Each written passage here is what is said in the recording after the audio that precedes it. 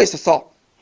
그래갖고 이제 그 당시 이지조라는 사람이 있었어요. 그래서 이제 도움을 받았고, 그다음 조선은 너무 원래 원판은 형편없이 그려놨어. 그게 이제 나중에 숙종 때 덧붙여진 거야. 우리가 너무 원판이 형편없이 그려놔서 조그맣게 그려놨고, 네.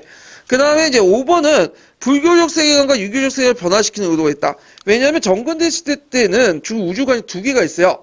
보통 중국과 조선의 유교 지식인들은 뭐예요? 천원지방 청동설이죠. 천원지방 청동설이 뭐예요? 하늘은 둥글고 땅은 네모나다. 그래서 한구단도 그렇게 표시하고 있잖아.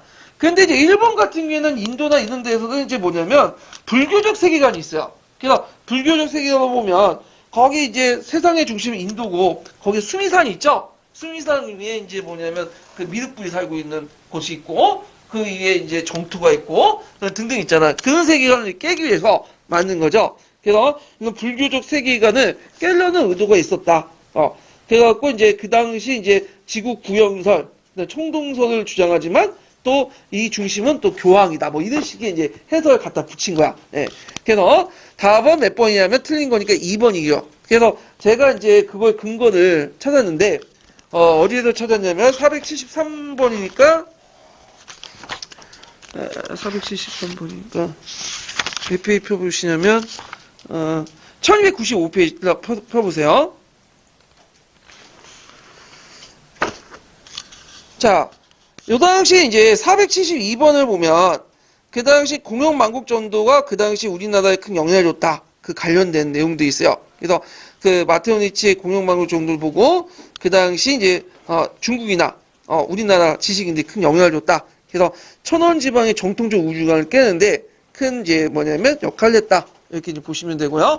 그 다음에 뒤에 넘어가서 473번부터 해서 474, 그 다음에 475 등등이 있는데 거기 이제 이 책은 이제 제가 있는지 없는지 모르겠어요. 이거는 이제 그 제가 교보문고에서 그 눈치 보면서 이제 이렇게 뺏겨온 책이에요. 예. 그래가지고 그 있는데 자 473번은 이제 뭐냐면 이지조와 관련된 내용이에요. 거기 이제 이지조가 마테오 니치를 도와줬는데 그때 이제 중국과 관련된 내용은 이지조의 도움을 받고 이제 했다. 그 다음에 거기 이제 그거 보면 국사편찬위원회 집방외기 부분 있죠. 요건 제가 국사편찬위원회에서 찾아냈어요. 그래서 집방외기는 뒷날 1672년에 페더비스트 신부가 저수한 공역도서로 같이 한역선학 지도서로 2대 결정으로 알려진 세계 지도서 알려진 신부가 1623년 항주에서 가는 한역지리서다. 이걸 누가 맞춰? 외우지도 못하는데. 예. 자, 그 다음에 474번은 자, 거기 보면 공영만국전도의 중국이 오늘날 우리가 세계지도와 지구 위를 보는 것 같이 거의 같은 크기였기 때문이다. 그들은 본래 중국인의 세계관 속에 중에 훨씬 큰 나라 여기고 있음에도 생각해 황제가 공영만국전도를 보면 노하지 않을까 걱정하고 있었다. 이런 내용이 있고요. 그 다음에 이제 그 밑에도 이제 관련된 내용이 있죠. 한번 읽어보시면 되고요. 그 다음에 거기 이제 475번에 보면 이제 그 뭐냐면 아테니치와 관련된 내용 그 사설이니까 보시면 되고 476번에 국사편찬위원회와 동아시아사 그 내용 있죠. 그래서 그 내용은 이제 종전에 그 한국이나 일본들이 중국이 믿고 있는 세계 우주관에 번역된 지도였다. 번역을 깨달은 지도였다. 그래서 이제 바꾸는 지도였다. 이렇게 있는데 요거는 이제 한번 읽어볼게요. 476번은 어디까지 있냐면 국사편찬위원회와 동아시아사 그 두 개 단락 있죠. 나머지 두 개는 빼고 이 두 단락을 한번 읽어볼게요. 누구 한번 읽어보실까? 책 가지고 있으세요? 없어요? 저 있어. 예, 여기 읽어보세요. 여기. 예, 요거하고 요거 두 개요. 요거만 읽으세요. 이거. 네, 요거하고 473번. 예, 473번 요거하고 집방 예. 네. 잠깐만. 다음 페이지 이게 잘못. 예. 이거. 476번 요거하고 요거. 예, 읽어보세요. 한역 세계지도는 중국인의 세계관, 우주관의 변혁을 촉구하게 된 지도였던 것이다. 이들 한역 세계지도가 조선에도 전래됨으로써 이를 열람할 수 있었던 조선사회의 일부 집권 지식층에 커다란 파문을 일으키게 되었다. 둘째, 세계에는 수많은 국가가 있으며 중국이나 조선도 그것들 가운데 하나일 뿐이라는 점에서 점차 중화의식을 극복할 수 있는 국제 감각이 생겨나게 되었다. 18세기에 들어서는 마침내 존화비의 세계관을 극복할 수 있는 새로운 의식을 깨우쳐준 지도였다.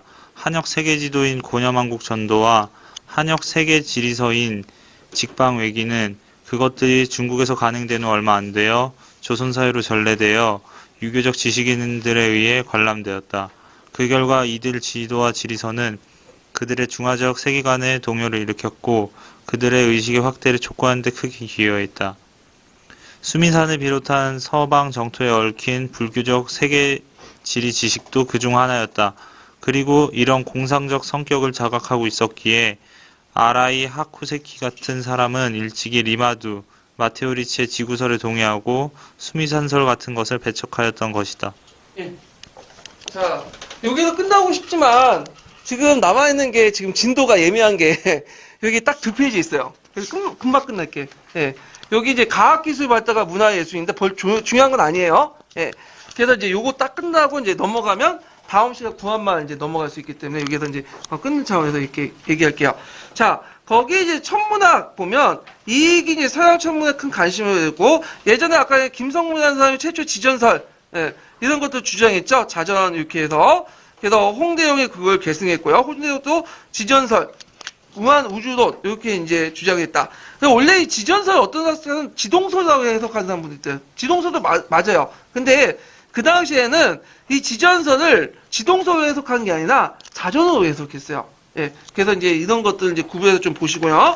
자, 그 다음에 역법으로 시연력이 도입됐죠. 우리가 이제 조선 초기 때 역법은 그 칠정산 얘기하는데 조선 후기 때는 역법은 서양에서 그 당시 그 아담 스헤이 만든 역법이 있어요. 시연력이 오히려 더 정확하기 때문에 조선 후기 때는 시연력을 사용했다. 이렇게 보시면 되고요. 수학도 기하고 온번하고 주의 수용. 아까 지금 이제 홍대영이 있었던 이런 것도 있고. 의학 같은 경우에는 유명한 게 뭐예요? 허준의 동의보감이죠. 그래서 선조 때 만들어졌는데 강해군 때 완비했죠. 그래서 이제 종전에 공산적 이론, 그러니까 음양이 어떻고 상강오륜이 어떻고 이런 것들은 이제 실용성을 중요시했고요. 그러니까 아까 얘기한 것처럼 이제 어떤 병증에 따라 병에 대한 해석, 약 처방 이런 것들, 그다음 처방전, 임상 경험을 되게 강조했다. 그러니까 동이라는 건 여러분들 알다시피 왜 동이에요? 중국에 북이와 남이가 있죠. 양적을 기준으로 해서.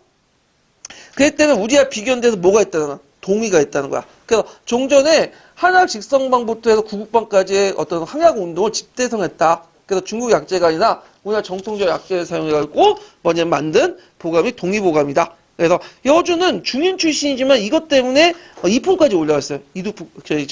정이품까지 올라가고 당상관증으로 올라갈 정도로 큰 역할을 했고요. 그 다음 정약용의 마가해통 저번에 설명했죠? 홍역과 종독법. 그래서 이재무의 동의수세보험. 그래갖고 이제 체질 태양인, 소양인, 태음인, 소음인 이렇게 4가지하고 체질에 맞게 그거 써라. 체질에 따라 병이 생기는 원인도 다르고 약물의 반응도 다르다.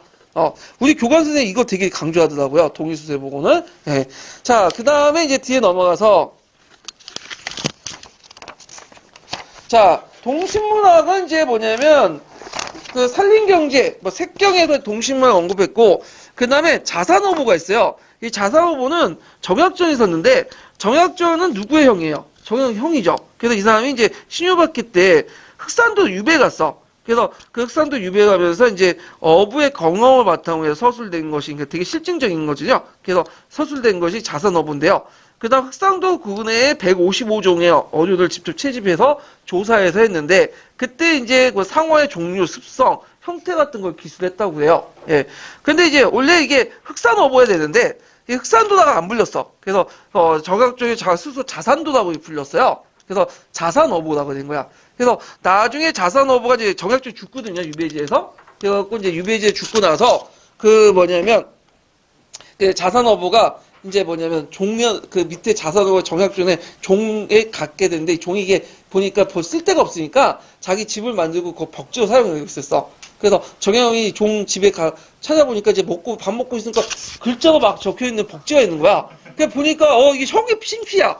하나하나 보니까 이게 중요한 책이야. 그래서 다 떼다가 다시 책을 만든 게 자산어부예요. 만약 그때 만약 벽지를 사용했으면 지금 존재하지도 않았겠죠. 예. 자, 하여튼 이런 것들이 있고 그 다음에 그 외에도 이제 그 성리학적 농소가 있는데 크게 이제 조선 후기 때 농소는 예전에 시험문이 나왔지만 그 성리학적 가치관을 바탕으로 한 농소가 있죠. 대표 중에 농가 집성이에요. 집속에. 그래서 지주제를 긍정하고 농법계라고만 한정돼 있죠. 이항법, 경종법. 그래서 이제 지주제를 승인하는 범위 내에서 농법 개정을 강조했고, 근데 이에 반해서 탈주자적인 어떤 북학사상의 농소가 있어요. 그래서 농법 개혁뿐만 아니라 이걸 책을 통해 상업적 진흥이나 농업개혁, 그 다음에 등등등 이런 것들인데, 그 대표적인 책의 색경의 박사에 썼던 색경, 그 다음 홍만사의 산림경제, 그 다음에 정상기의 농포문답 등등등등, 박지원의 간홍소총, 서유기 이몽경제시 등등인데, 요거 좀 외워두세요. 예전에 한번 객관식 기출 때 잠깐 언급돼 있었어. 그래서 예전에 객관식 기출 때 이제 성리학적 농소하고 탈주자학적 농소 이렇게 구분했고, 예전에 문제 풀어봤죠? 예. 그래서 기출과 관련된 거니까 좀 기억을 해두시면 되고요. 그 다음에 이제 서민문화 발달하면, 조선후기 때 이제 서민문화 발달했다. 뭐 서당 교육이 보급됐고, 서민의 경제 신분적으로 향상됐고, 한글 소설이 보급됐고, 판소리 때 그냥 그러니 하고 넘어가시면 돼요. 이런 것도 시험 문제 잘 안 나올 거예요. 예. 그 다음에 한글 사조와 뭐 사설시조였는데, 조선후기 때 대표적인 장르가 두 가지가 있죠. 한글 소설과 사설시조. 그래서 이제 제가 이제 서포트지 문제는 올려놨긴 했는데, 나올 가능성 거의 1도도 없는 문제예요. 문학적인 문제인 거 넘어가고, 그 다음 민화서에도 나올 가능성 거의 없는 문제인데, 다만 이제 서양화법 도입해갖고 강세학이나 뭐 이런 사람도 있어요. 근데 이거는 한번 찾아보세요. 그림 보고서 찾아보는 게 나아요. 왜냐면 이거는 예전에 한국사 능력검증 있죠. 한국사 능력검증 보니까 해화사 많이 나오더라고요. 예, 그래서 조선시대 해화사 15, 16, 17, 18세기 중으로 해갖고 기억을 해갖고 그 관련된 그림들 이런 것도 같이 봐두시는 게 좋을 것 같아요. 예를 들면 기출에 언급돼 있으니까. 그 다음에 이제 서예 중에 동국진체 정도는 좀 알려두셔야 되겠죠. 동국진체는 조선 중화주의를 반영했다. 동국진체, 동국은 뭐예요, 이거는? 조선을 얘기하는 거죠. 동국의 진짜 문체. 그래갖고 보통 조선 중화주의를 세 가지 들아 반영된 건 일단 역사 이식에서 뭐가 반영됐어요? 사만정통론. 그 다음에 또 해화사에서 뭐가 반영됐죠? 진경산수화. 그래서 서예로서 반영된 건 동국진체예요. 예, 세 가지 정도. 추사체는 뭐 여러분도 알다시피 누구의 체예요? 김정희의 문체죠. 김정희, 추사 김정희, 네, 추사체고. 그 다음 문체 반정 운동은 제가 얘기했죠. 그래서 이제 정조가 이제 남인을 보호하기 위해서 누굴 깐 거예요? 박지원을 깐 거죠. 예, 그래서 그건 정치적 목적이 상당히 강한 거다. 이렇게 이제 보시면 될 것 같아요. 자, 그래서 이제 이렇게 해서 이제 한번 정리를 했고, 다음 시간에 이제 구한말 부분을 넘어갈게요. 예, 오늘 수고하셨고요. 다음 시간에 뵙겠습니다.